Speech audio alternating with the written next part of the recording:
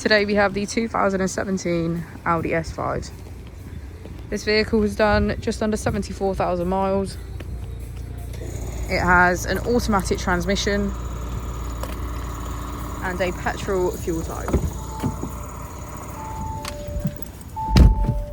To the left of our steering wheel, we have cruise control as a feature, and on the right we have voice control, automatic wipers and automatic headlights.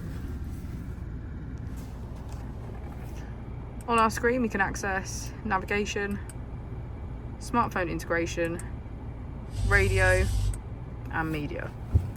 If we put the vehicle into reverse, we can see that it comes with a parking camera with front and rear parking sensors. Just below we have our 3-zone climate control with heated seats on either side. If we press our drive mode button, we can switch between our 5 different driving modes.